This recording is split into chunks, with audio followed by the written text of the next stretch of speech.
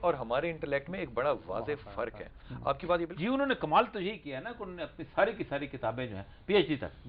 ہمیں آج لوگ کہتے ہیں کہ آپ انگریزی میں تعلیم کیوں نہیں کے بغیر تمہارا گزارا نہیں. کوئی آسٹریلیا سے نہیں کہتا، پرتگال سے نہیں کہتا، ناروے سے نہیں کہتا، اسپین سے نہیں کہتا، کن ملکوں سے نہیں کہتا، سارے اپنے ایک 50-50 لاکھ کے ملک ہیں. تو اصل میں آخر میں صرف ایک چیز امت مسلمہ کے جو علم ہمارا اب یہ ہے کہ علم کے ایک سوال جو مجھے کہ اس علم کے حاصل کرنے کے لیے صاحب علم قیادت کی ضرورت ہے کہ نہیں؟ دیکھیے استاد اور مرشد کے بغیر کام نہیں ہے. میں اوور آل قیادت کی بات کروں. اوور آل قیادت بھی لازم ہے کہ ہمیں جب تک ایک مرکز مسلمانوں کو نہ ہو، خلافت نہ ہو، ہمارے پاس ایک مرکز نہ ہو، اور پھر قرآن کی طرف اوریجنل رجوع کرنے کی ضرورت ہے.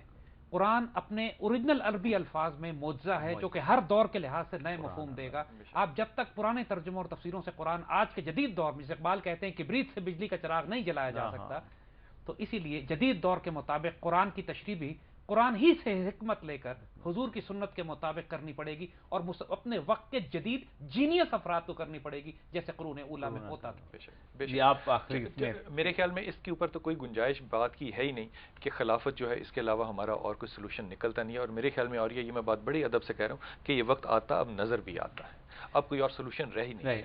ناظرین، آج سے صرف 100 سال پہلے اس پوری دنیا کو حصوں میں تقسیم کیا گیا. اس پوری دنیا کے اندر 1920 میں لیگ آف نیشن میں ایک پاسپورٹ آیا، اور اس کے بعد 1926 میں ویزا کے قوانین بنے. اس دنیا کو ٹکڑوں میں، حصوں میں، نسلوں میں، رنگوں میں، علاقوں میں تقسیم کر دیا گیا.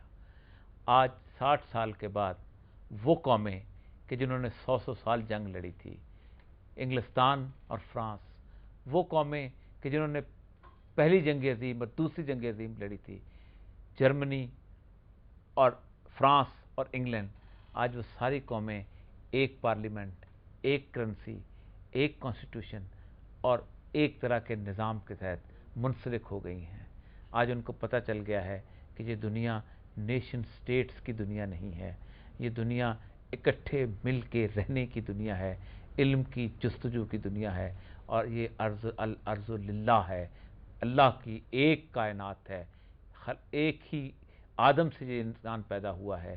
ہمارا حل صرف اور صرف ایک مسلم امہ کا ہے جس کے تمام ریسورسز علم پر، ترقی پر، ترویج پر خرچ ہوں، جس کے تمام ریسورسز امت مسلمہ کی فلاح پر خرچ ہوں.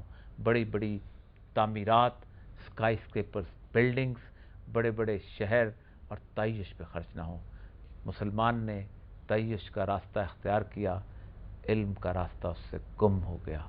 تعیش کا راستہ چھوڑ دے گا، علم خود دروازے پر دستک دے گا. اجازت دیجیے، اللہ حافظ.